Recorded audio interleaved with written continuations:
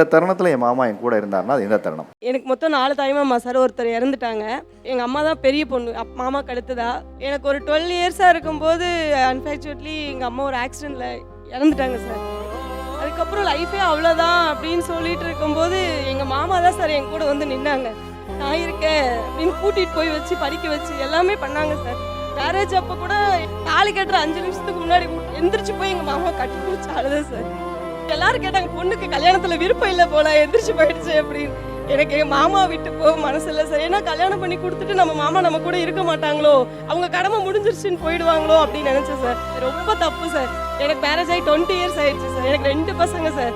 என் பசங்களுக்கு ஒரு நல்லது கெட்டதுனால எங்க மாமா தான் சார் வந்து நிக்கிறாங்க.